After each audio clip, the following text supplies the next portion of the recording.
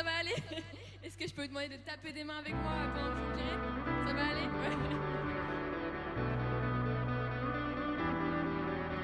C'est parti.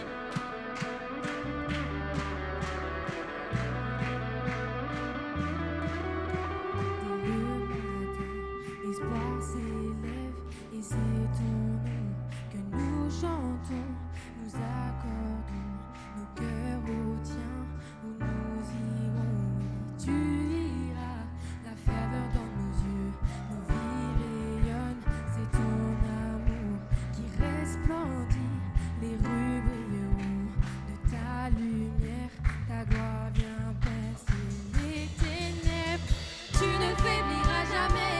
Ton amour pour toujours près de moi, dans ma vie, brille en moi chaque jour. Tu ne faibliras jamais. Ton amour pour toujours près de moi, dans ma vie et en moi chaque jour.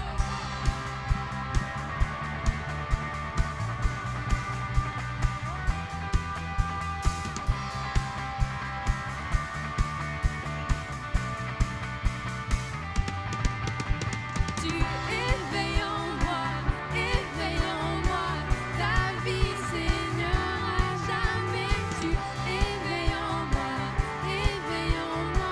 ta vie, Seigneur, à jamais.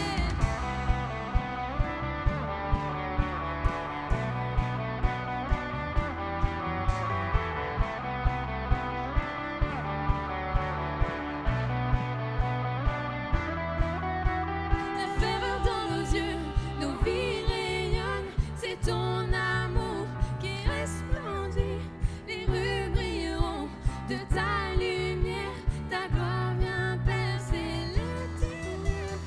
Tu ne faibliras jamais, ton amour pour toujours près de moi, dans ma vie, brille en moi chaque jour. Tu ne faibliras jamais, ton amour pour toujours près de moi, dans ma vie, brille en moi chaque jour.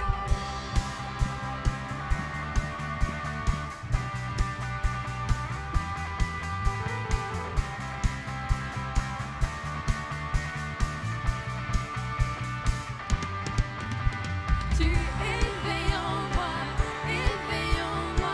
ta vie, Seigneur, à jamais. Tu éveilles en moi ta vie, Seigneur, à jamais. Tu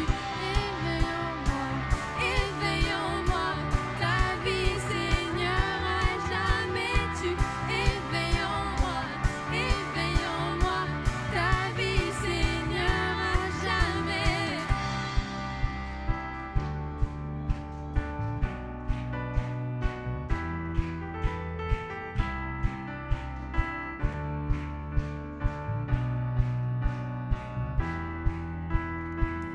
Pour toujours, pour toujours, pour toujours, ton amour, pour toujours, pour toujours, pour toujours, ton amour, tu ne faibliras jamais, ton amour pour toujours, près de moi, dans ma vie, brille en moi chaque jour, tu ne faibliras jamais, ton amour pour toujours, près de moi, dans ma vie, en moi chaque jour.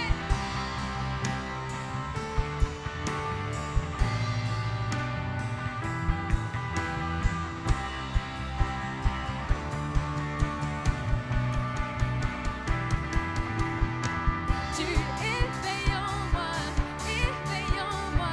ta vie, Seigneur, à jamais. Tu éveilles en moi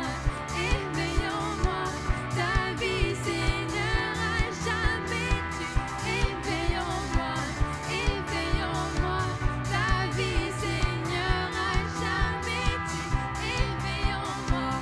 éveilles en moi ta vie, Seigneur, à jamais.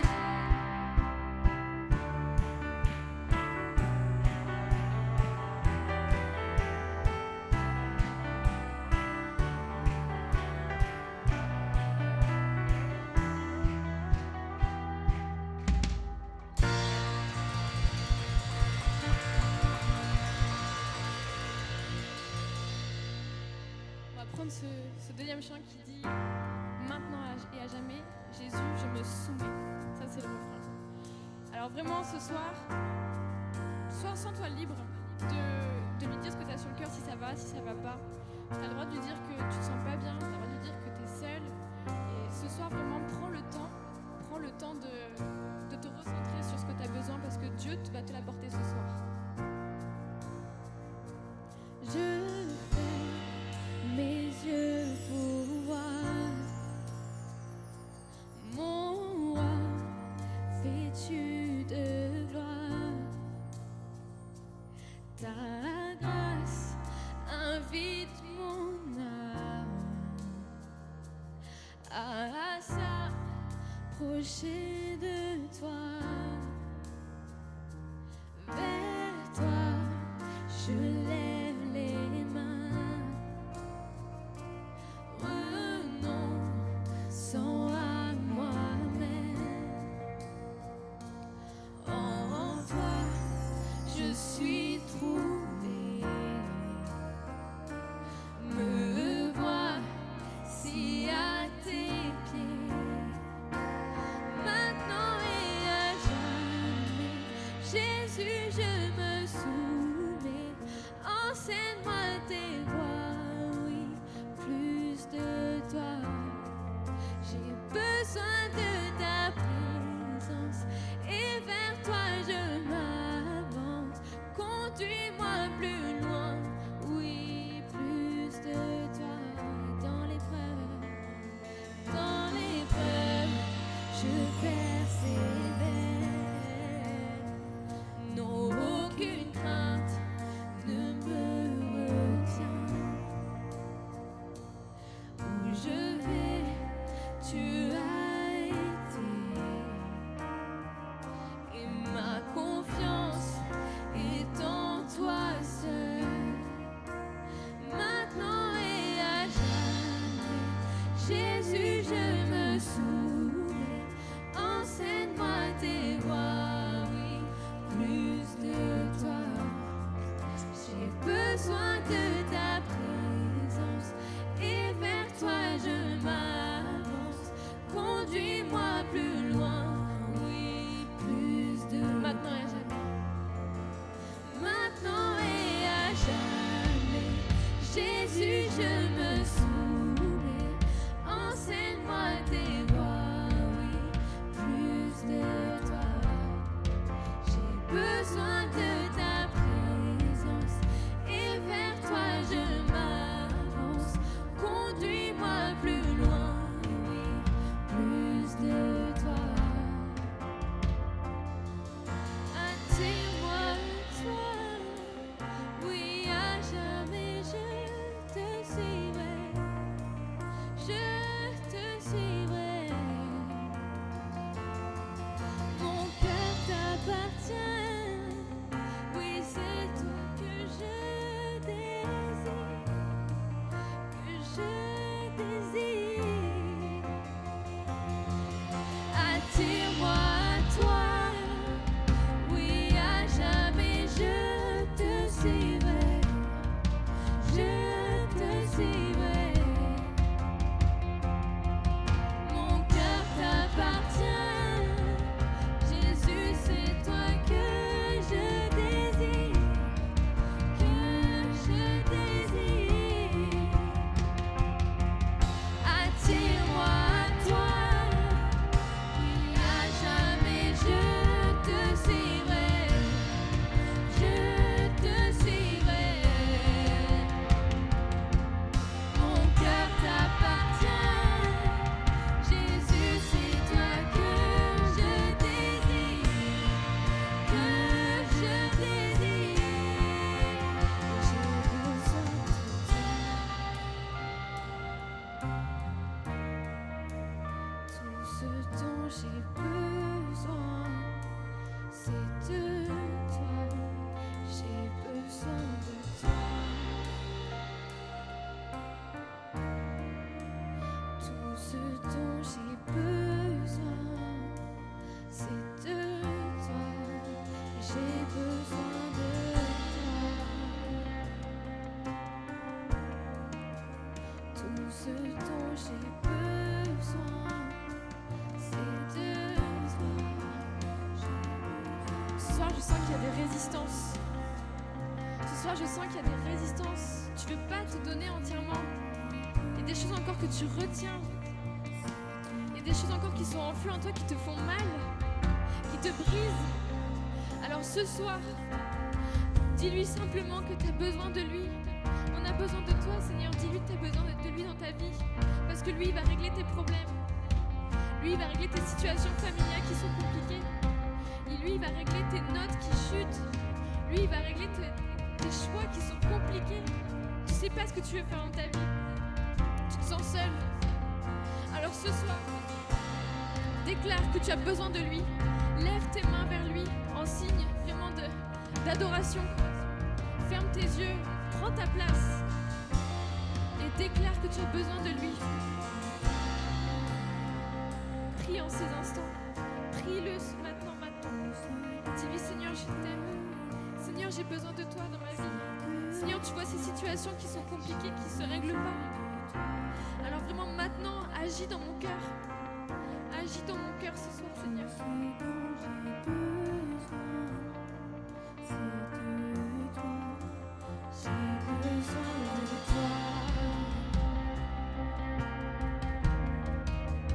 Tout ce dont j'ai besoin, c'est de toi, Jésus. Seigneur, tout ce dont j'ai besoin, c'est de toi, et j'ai besoin de toi, Jésus. Tout ce dont j'ai besoin, c'est de toi, et j'ai besoin de toi, Seigneur. Tout ce dont j'ai besoin, c'est de toi, et j'ai besoin de toi, Seigneur. Dis-le maintenant.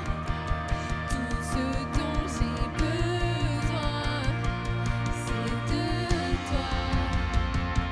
Tu tiens tout l'univers, tu tiens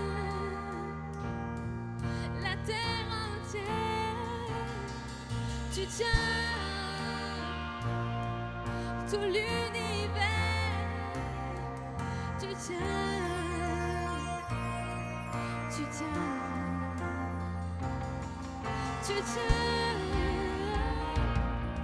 tout l'univers,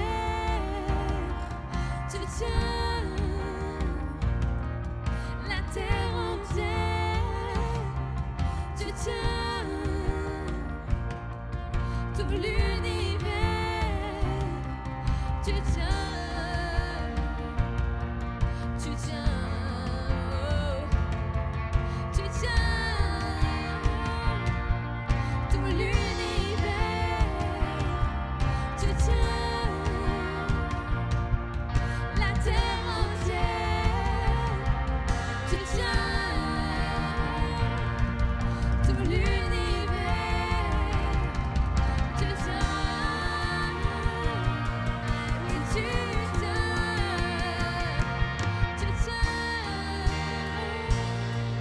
tout l'univers, tu tiens la terre entière, tu tiens tout l'univers, tu tiens, et j'ai besoin de toi. Déclare. Tout ce dont j'ai besoin, c'est de toi. J'ai besoin de toi, Seigneur. Tout ce dont j'ai besoin, c'est de toi. Ne sois pas timide ce soir. J'ai besoin de toi dans ma vie, Seigneur. Tout ce dont j'ai besoin, c'est de toi. T'oses pas ouvrir ta bouche en cet instant. Mais tu devrais parce qu'il est déjà là. Il est déjà là en fait. Il est là à côté de toi, il t'attend. Il attend que tu ouvres ta bouche en fait, tout simplement. Dis-lui simplement ce dont tu as besoin. C'est tout ce qu'il demande là en ces instants. Tout ce dont j'ai besoin, c'est de toi. J'ai besoin de toi. Tout ce dont j'ai besoin, c'est de toi.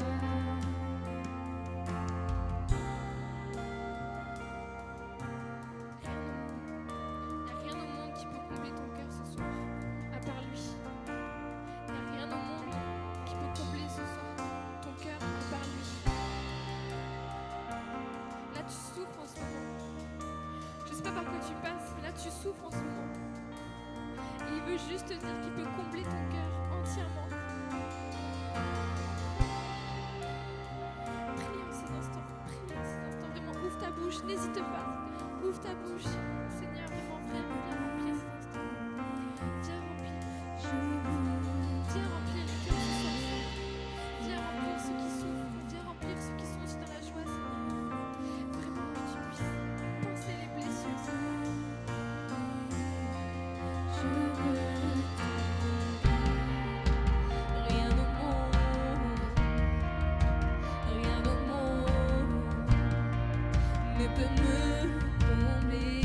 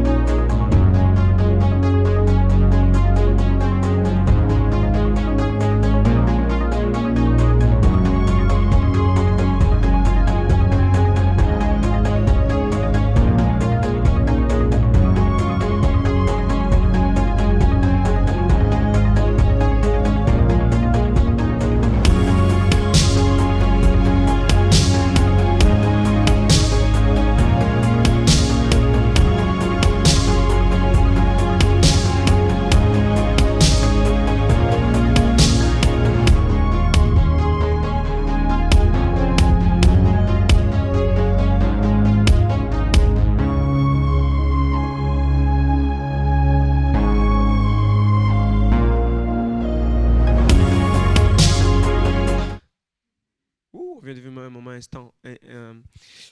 intense.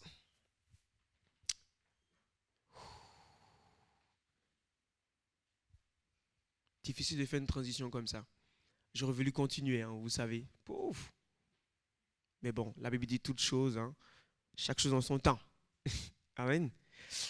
J'aimerais partager avec vous quelque chose ce soir, ce que Dieu a mis dans mon cœur pour nous. Et je ne vais pas être très long parce que du coup, avec ces problèmes techniques, et nous nous en excusons, vous savez, c'est le direct, hein, toujours comme ça. On prévoit quelque chose, il y a un petit détail qui change et ça y est, c'est bon. Mais on est toujours vainqueur, amen, on est toujours debout.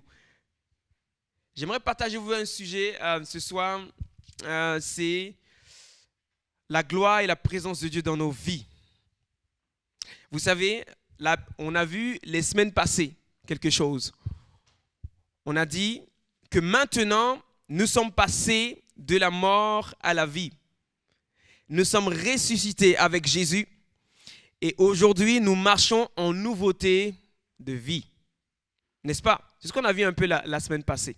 Nous marchons en nouveauté de vie. Et cette année à Nova Jeunesse, c'est ce que nous voulons expliquer. C'est ce que nous voulons vivre ensemble. Marcher en nouveauté de vie. Maintenant que nous avons donné notre vie à Dieu. Alléluia. La Bible nous affirme que Dieu nous a délivrés de la puissance des ténèbres et nous a transportés dans le royaume de son Fils bien-aimé, en qui nous sommes rachetés, pardonnés de nos péchés. C'est comme si, regardez quelque chose, nous étions avant dans un autre royaume de ce monde. Et lorsque nous avons donné notre vie à Dieu, et lorsque, rappelez-vous, nous sommes passés par la nouvelle naissance, nous sommes entrés, Dieu nous a transportés d'un royaume à un autre. Donc nous sommes maintenant dans un nouveau royaume, le royaume de Dieu. Amen. Et dans ce royaume de Dieu, Dieu veut nous apprendre à vivre en nouveauté de vie. Et donc Dieu va nous demander de faire quelque chose. Il va dire, maintenant que vous êtes dans l'autre camp, maintenant que vous êtes dans le royaume de Dieu, il va nous demander de rechercher les choses qui sont en haut. Est-ce qu'il y en a parmi nous ce soir, par exemple, qui aimerait vivre d'une manière extraordinaire? Je m'explique. Est-ce qu'il y a des chrétiens dans ce lieu qui aimeraient vivre l'extraordinaire? Amen. Vous aimeriez passer un jour quelque part, vous priez pour quelqu'un et la personne est guérie, n'est-ce pas? C'est ce que vous cherchez. Vous aimeriez, lorsqu'on passe un temps comme ça dans la louange, dans la présence de Dieu, vous aimeriez ressentir la présence de Dieu, n'est-ce pas? Amen. Moi, je l'ai ressenti ce soir. Ouh! Je peux vous dire, c'est trop bon. C'est bon de ressentir la présence de Dieu quand il est là, lorsqu'on est saisi. On veut vivre ça, n'est-ce pas? On va essayer de voir comment faire. Maintenant, la question c'est comment activer la gloire et la présence de Dieu dans notre vie. C'est mon message de ce soir. Comment l'activer dans nos vies?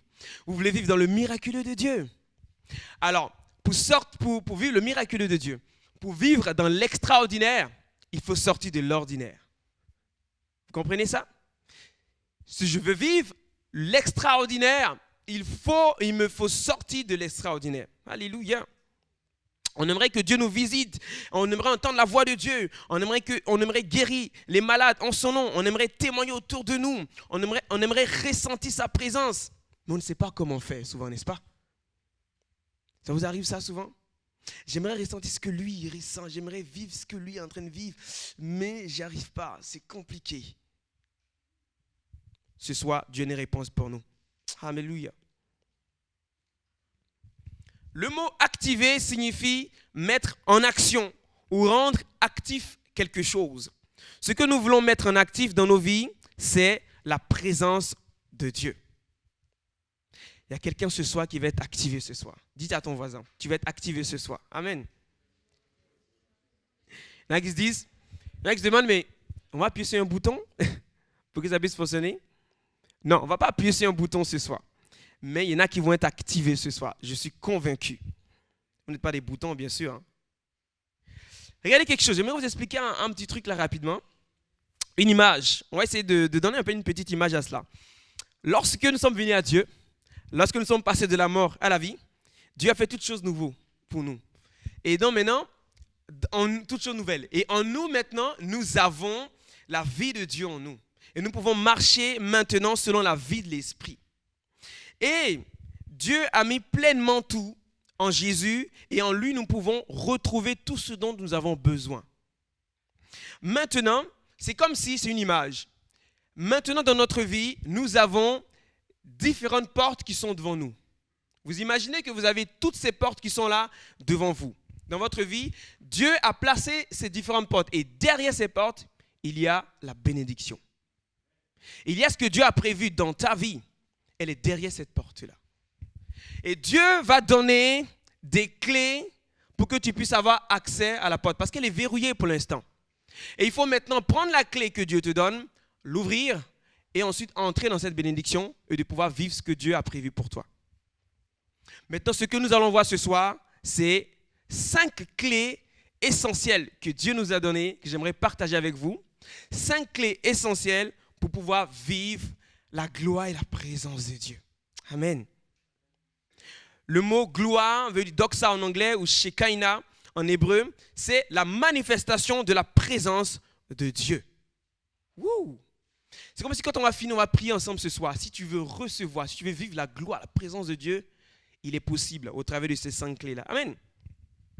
J'aimerais vous demander ce soir, si je vous dis, c'est une proposition ce soir, on finit ensemble la réunion et on va aller au Burger King ce soir, ok? Qui est d'accord? Qui voudrait venir avec moi ce soir si je vous propose ça?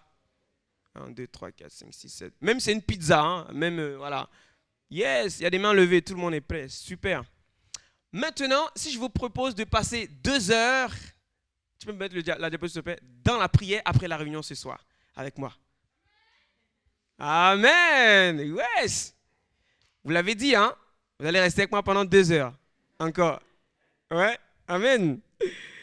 Donc, vous savez, lorsque vous faites du sport, hein, cette semaine, je regardais un peu Paul, j'ai regardé un peu ses photos sur Instagram, et puis je voyais les muscles, les bustocos, je regardais toutes les photos, et je regardais, je dis, mais waouh, tu vois qu'il transpire sur le terrain, quoi. Et je suis sûr que Paul, après, il a soif, n'est-ce pas? Imaginez-vous de passer toute une journée sans boire, avec le masque. Je peux vous dire que ouais. Essayez, vous allez voir. Vous allez avoir soif. Et lorsqu'on a soif, qu'est-ce qu'on fait? On va aller boire. OK?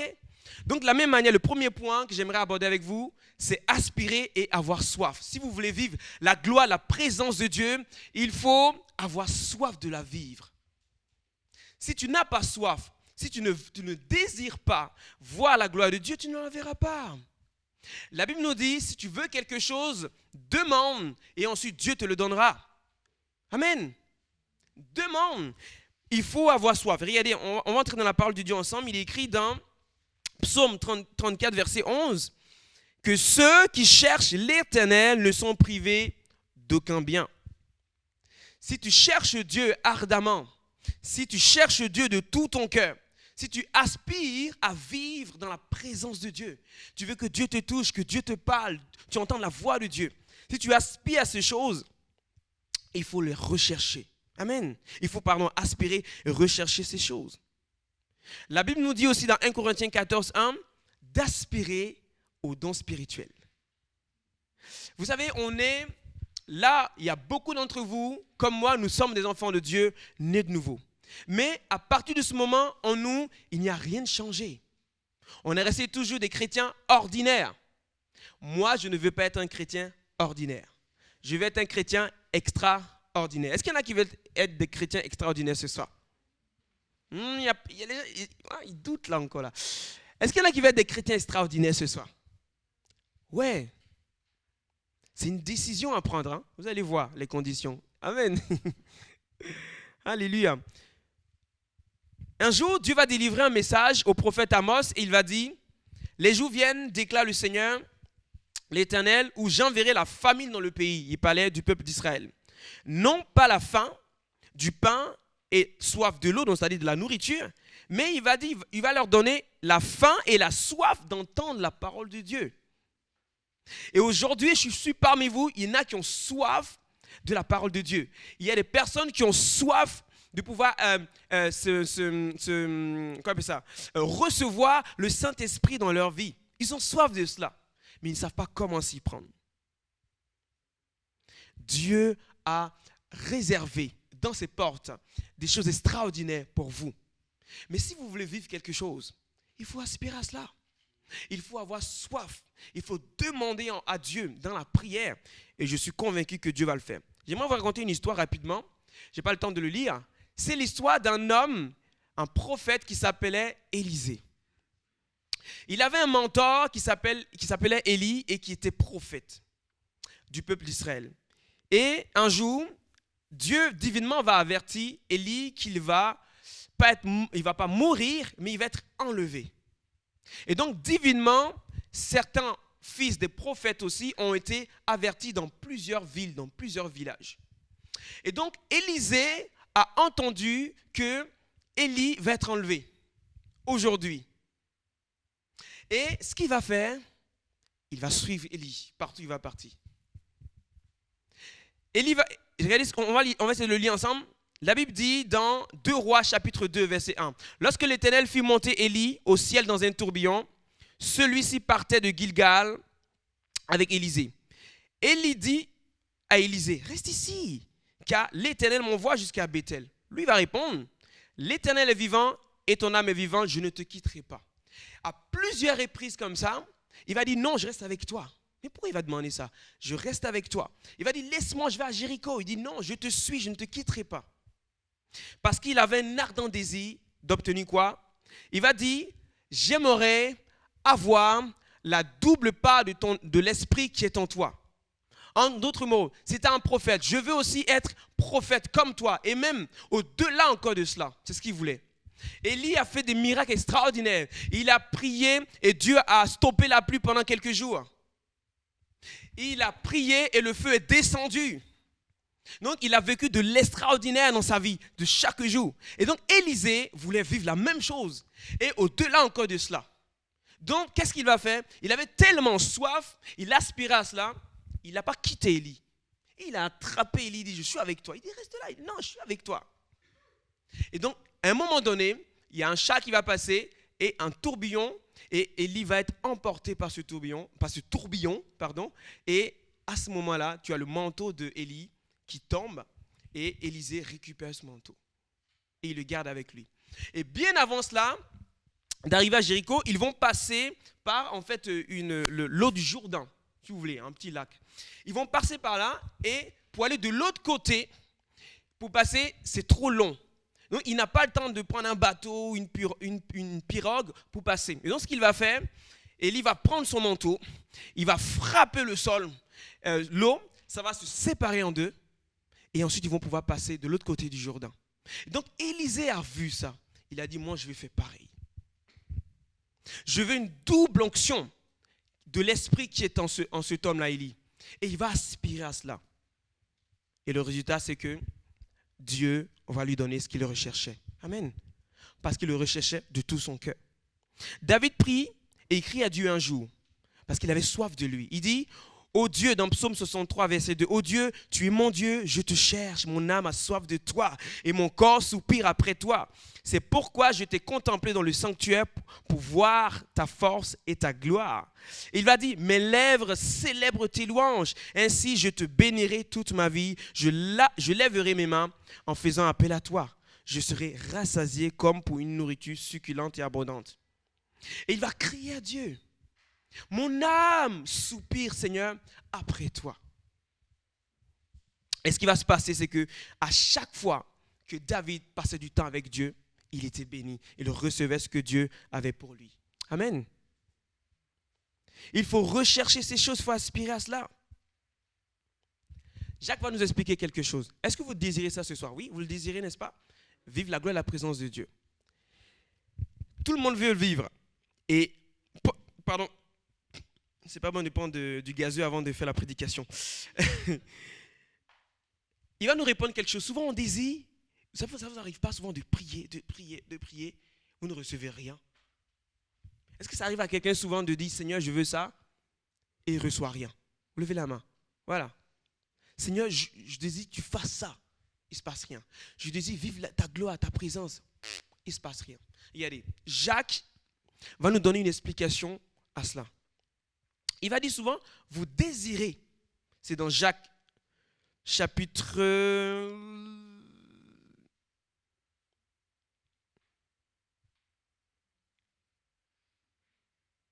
Jacques chapitre 1, verset 5.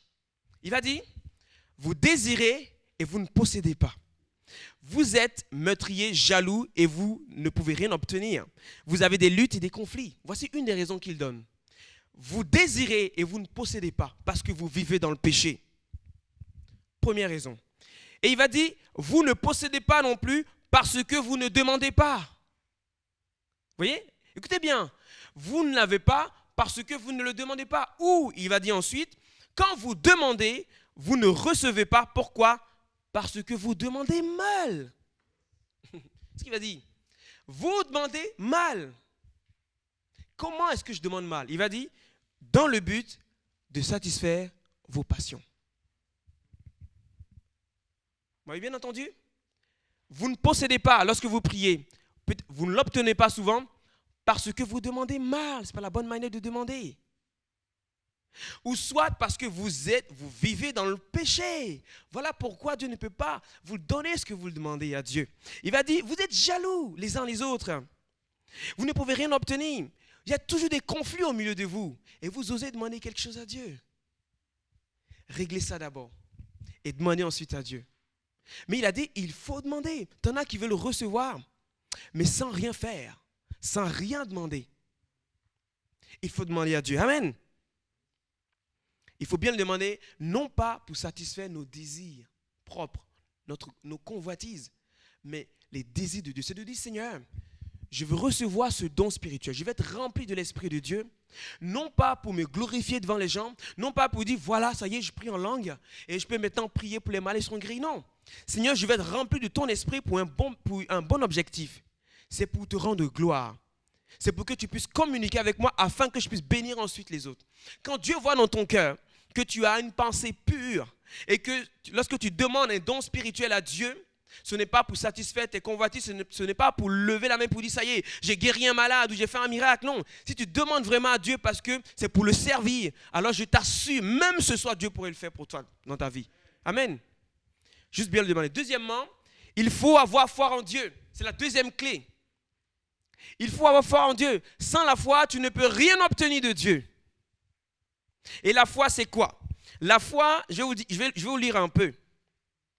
Jacques va dire dans Jacques chapitre 1, toujours dans le même verset, au verset 5, il va dire, si l'un de vous manque de sagesse, là il parle de la sagesse, qu'il la demande à Dieu, qui donne tout simplement et sans faire de reproche, elle lui sera donnée. Il prend un exemple, il dit, si jamais vous voulez demander de la sagesse à Dieu, demandez-la à Dieu, il va vous le donner sans reproche.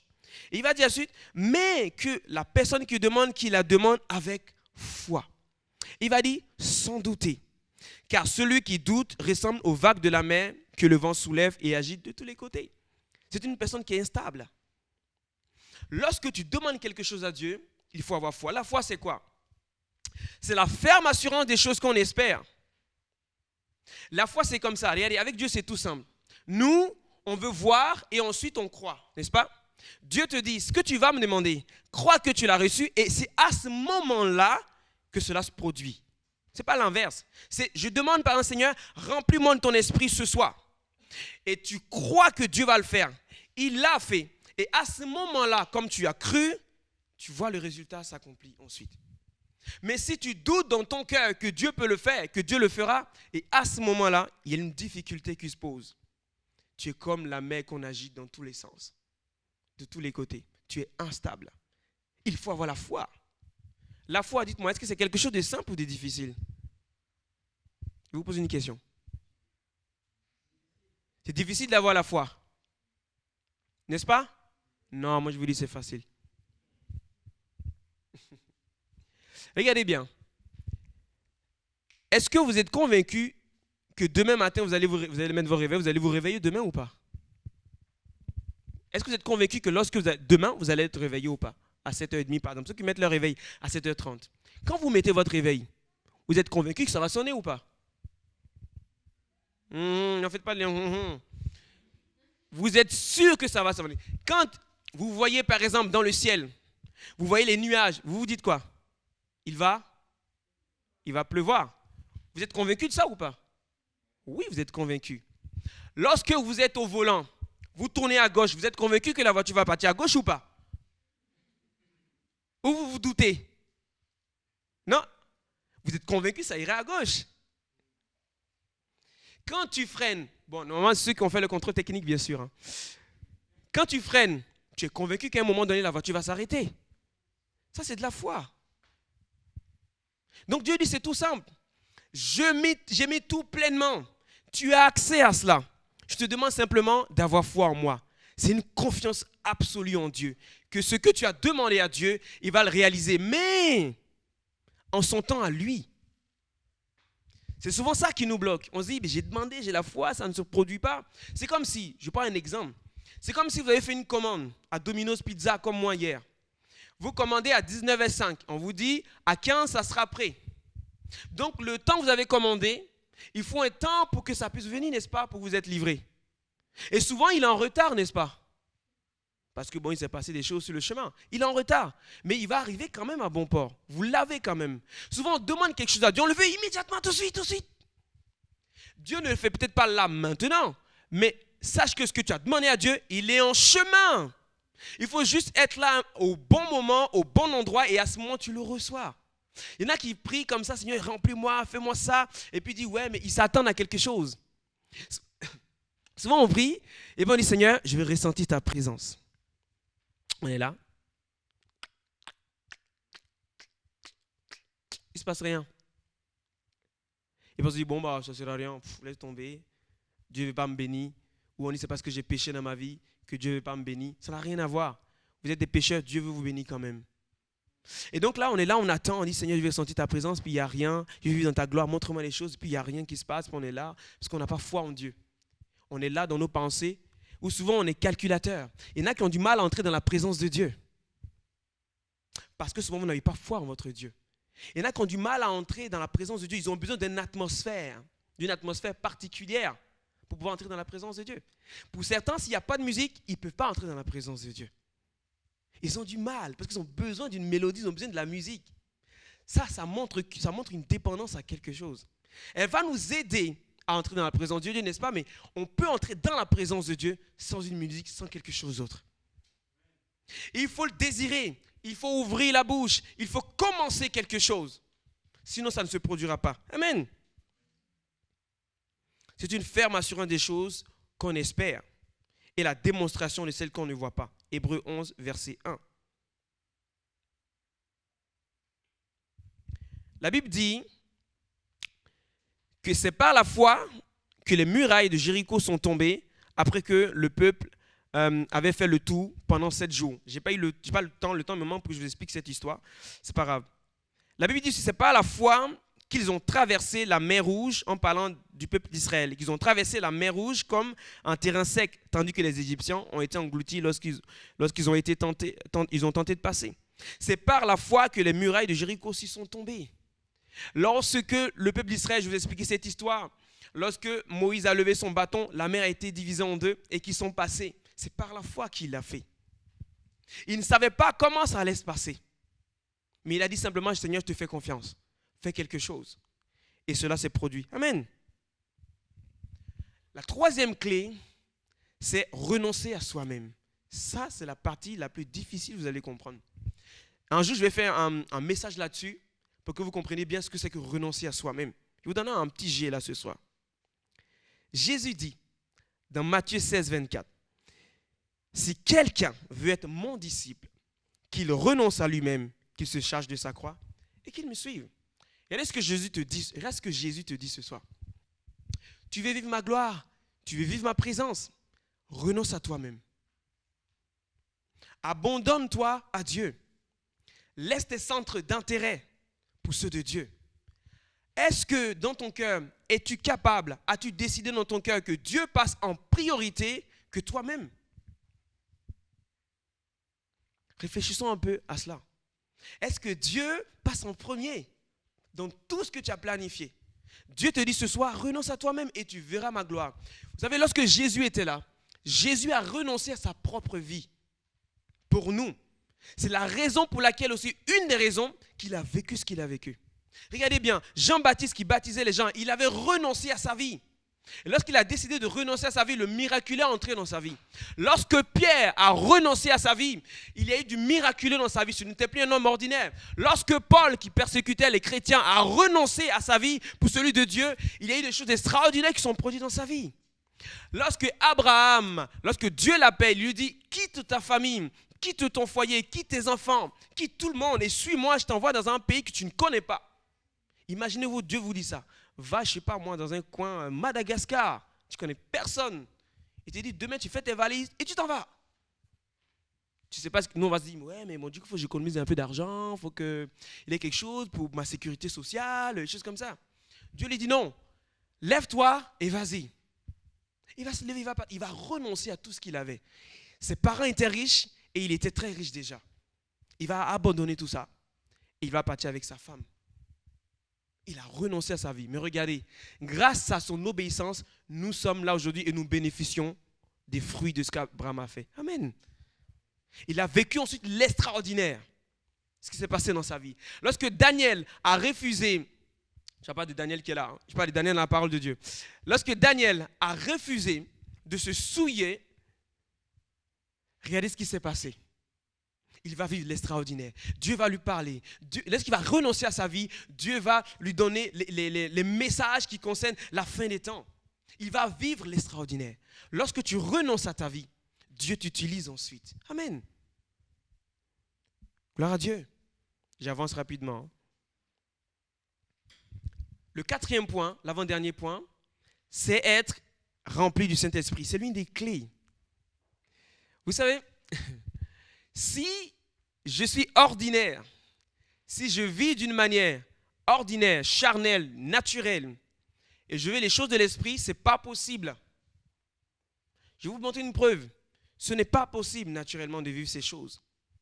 Vous imaginez quelqu'un qui ne connaît pas Dieu qui rentre dans cette salle?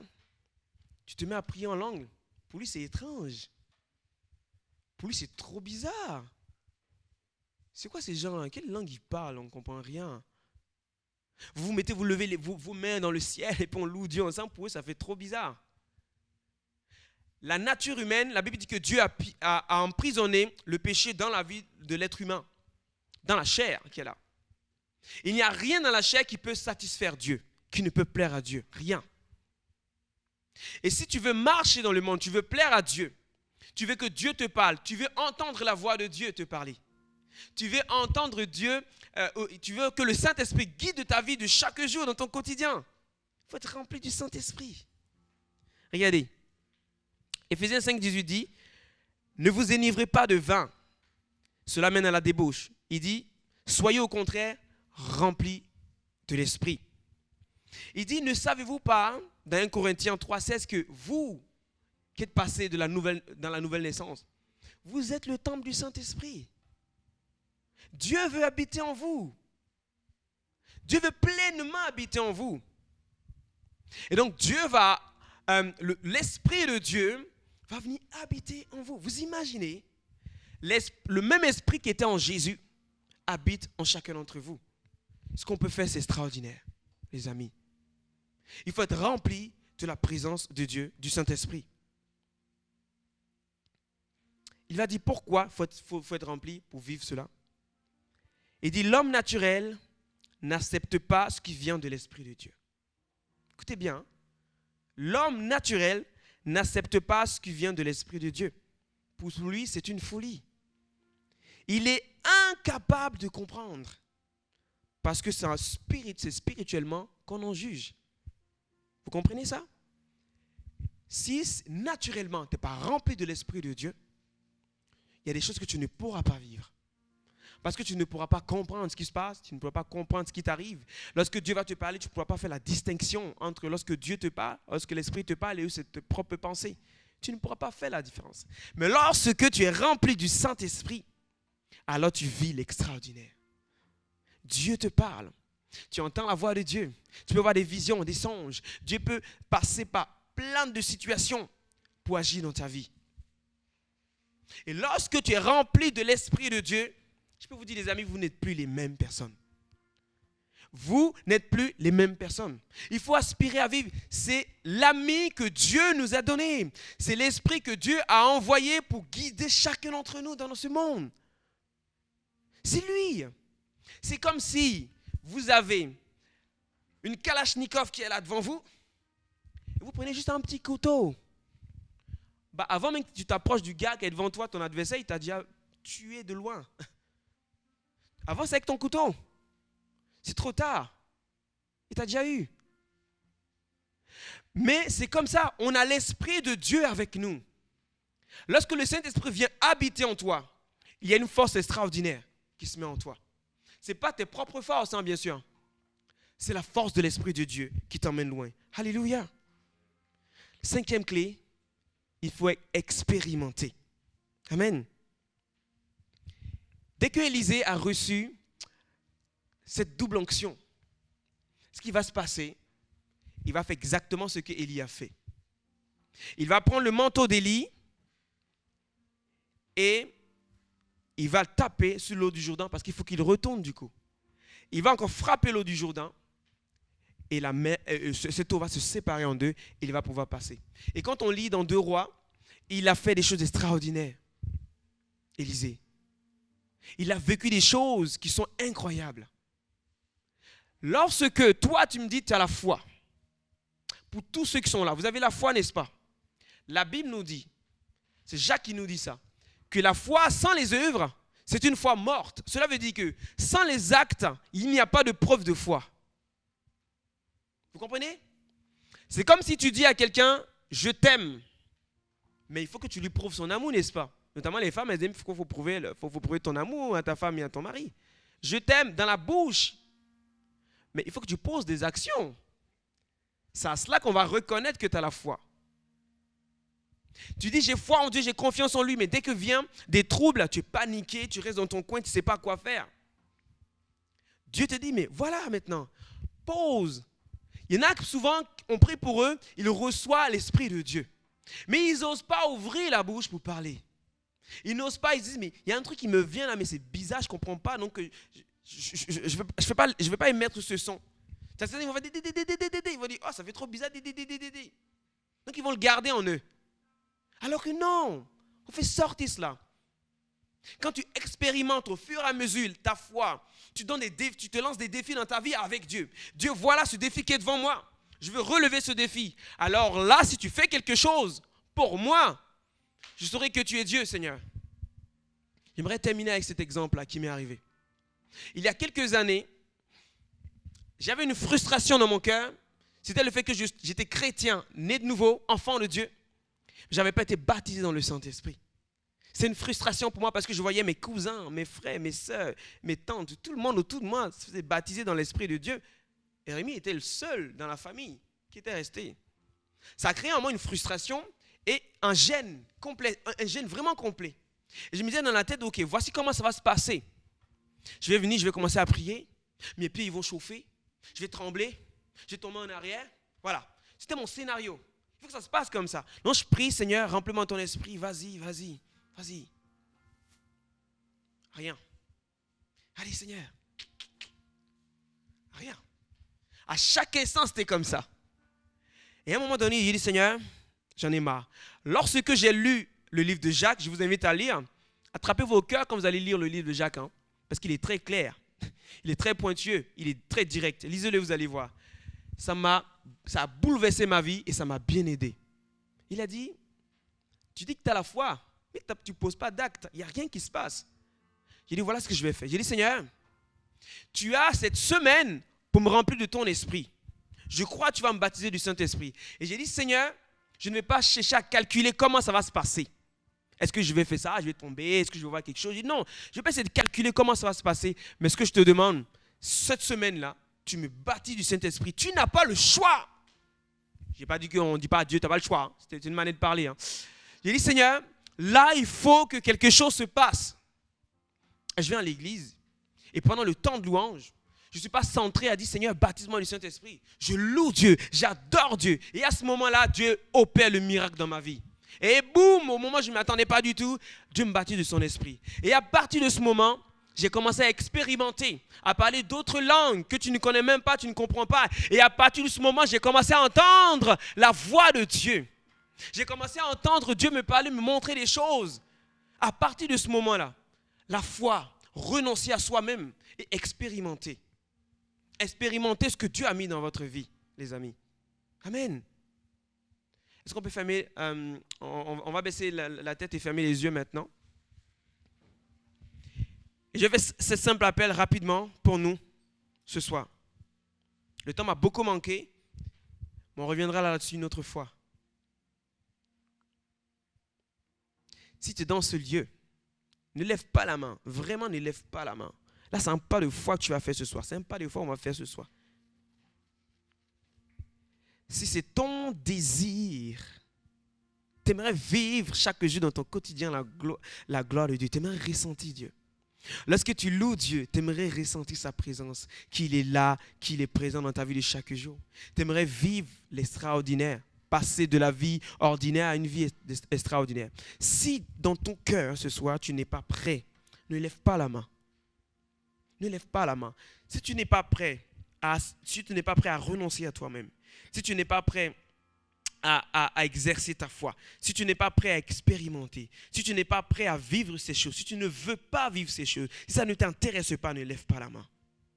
Mais par contre, pour toi, je m'adresse à toi, si cela t'intéresse ce soir, si c'est ce que tu désires, que Dieu puisse te faire passer de l'ordinaire à l'extraordinaire. Si tu veux vivre la gloire, la présence de Dieu dans ta vie, dans le quotidien, si tu veux activer cela dans ta vie, si tu veux que Dieu puisse faire quelque chose pour toi, je te demande de lever la main maintenant, sans hésiter. Si c'est ton désir, si ce n'est pas ton désir, tu lèves, tu baisses la main, tu fermes les yeux. Et je vais te demander de faire quelque chose maintenant. Ce n'est vraiment pas de foi, un acte. Lève-toi maintenant de ta place. Et regarde Dieu opérer ce miracle dans ta vie maintenant. Regarde. Lève-toi maintenant là où tu es. Alléluia. Et pour un signe vraiment de soumission, d'adoration, je vais te demander de lever les mains vers le ciel. Peut-être une main vers ton Dieu. Comme si tu veux recevoir quelque chose de lui ce soir. Et on va prier ensemble. Alléluia. Seigneur Jésus, Père, tu vois ces mains levées. Père, tu vois ces bras qui sont levés. Tu vois l'état de leur cœur. Tu vois leur aspiration à vivre, Seigneur, l'extraordinaire, à vivre ta gloire. Voici leur désir, vivre ta présence, entendre ta voix, se laisser guider par toi. Ils renoncent à leur vie même pour te suivre, Seigneur, ce soir. Rien que toi dans nos vies. Seigneur, je te prie maintenant de souffler en eux, Seigneur mon Dieu, ta vie. Et que maintenant dans leur vie, cela soit activé maintenant au nom de Jésus. Ouvre les portes, Seigneur Jésus, maintenant. Et qu'ils puissent avoir accès, Seigneur mon Dieu, à ce que tu as prévu pour eux. Ouvre les portes, Seigneur mon Dieu, ce soir. Qu'ils aient accès à ce que tu as prévu pour eux. Maintenant, Seigneur, déverse sur leur vie ton onction, ta présence dans leur vie. Et qu'ils le vivent chaque jour. Qu'ils le vivent, Seigneur, dans leur quotidien. Qu'ils le vivent à l'école, au travail, à la maison. et qu'ils le vivent à Nova Jeunesse également. Remplis-les de ton esprit maintenant au nom de Jésus. Et qu'ils reçoivent, Seigneur mon Dieu, ta vie en eux. Et tu vas déclarer ensemble, on va déclarer ensemble, que rien au monde ne peut me combler, Seigneur. Je veux que toi seul, Seigneur. Est-ce qu'on peut chanter ce refrain? Et pendant qu'on chante ce refrain, je t'invite à prier. Dis Seigneur, rien au monde je ne désire. Rien, Seigneur, ce soir. Je ne veux qu'être à toi, Seigneur Jésus.